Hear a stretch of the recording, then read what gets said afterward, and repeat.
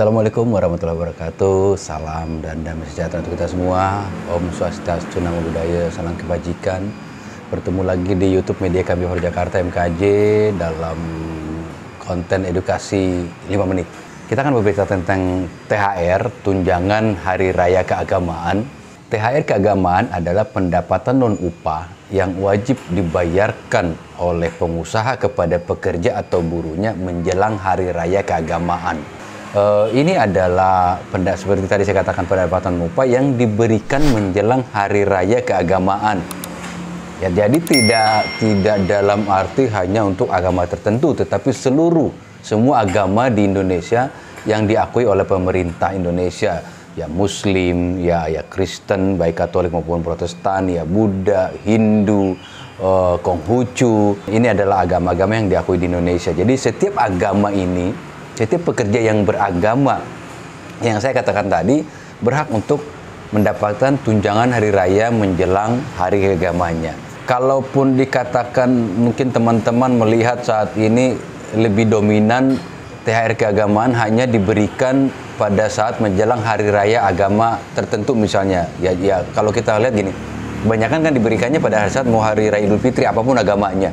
Sebetulnya itu bisa dikatakan boleh, bisa juga dikatakan tidak, karena memang ada aturan juga. Nanti kan kita bicara sebetulnya itu lebih kepada, kalau kita lagi ke konteks hari raya keagamaan berarti semua agama. Jadi itu ya, THR diatur di Peraturan Menteri Tenaga Kerja nomor 6 tahun 2016. Ini adalah pengganti dari Permen 04 tahun 1994. Di pasal 2-nya dikatakan pengusaha wajib memberikan THR keagamaan kepada pekerja atau buruh yang telah mempunyai masa kerja 1 bulan secara terus-menerus atau lebih. Jadi setiap buruh yang sudah bekerja 1 bulan secara terus-menerus, artinya dalam 1 bulan ini tidak ada jeda, dan lebih, ya artinya bisa 1 tahun, bisa 2 tahun, itu berhak untuk mendapatkan THR. Ya, jadi THR keagamaan sebagai masuk pada ayat 1 diberikan kepada pekerja buruh yang mempunyai hubungan kerja dengan pengusaha berdasarkan perjanjian, tentunya adalah kepada buruh yang memiliki perjanjian kerja dengan pengusaha, baik PKWT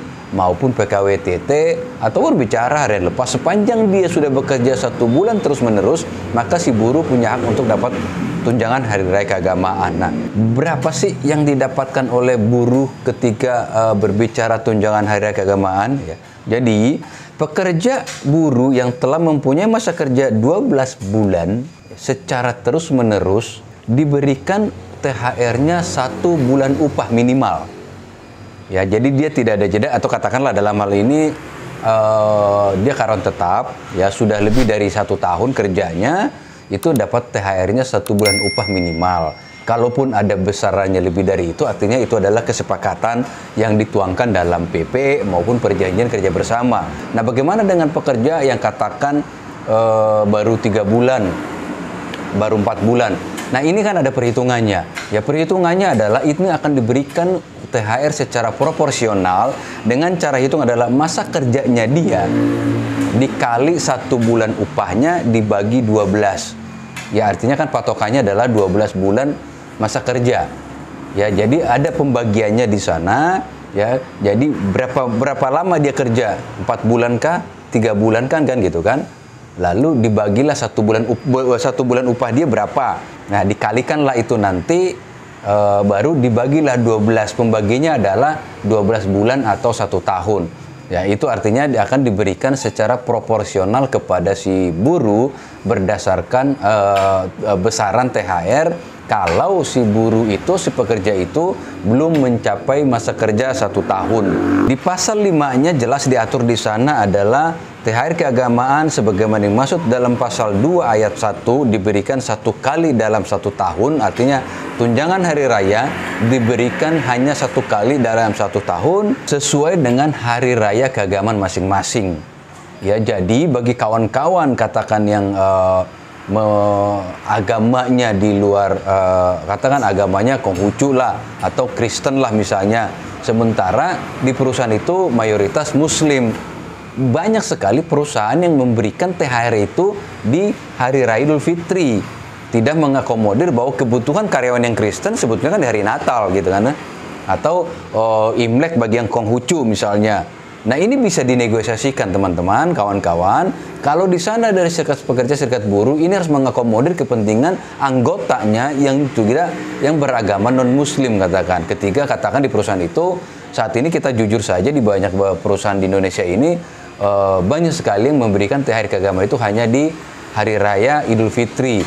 Ya, jadi mau agamanya apapun diberikannya satu kali di Hari Idul Fitri. Sementara kan kita kebutuhan kita yang katakan ada kawan-kawan kita yang non-muslim kan kebutuhannya adalah di hari rayanya mereka. THR keagamaan sebagaimana masuk pasal 1 dibayarkan sesuai dengan hari raya keagamaan masing-masing pekerja buruh kecuali ditentukan lain dengan kesepakatan pengusaha dan pekerja buruh yang dituangkan dalam perjanjian. Iya, semuanya harus dituang dalam kesepakatan yang dituangkan dalam peraturan perusahaan maupun perjanjian kerja bersama.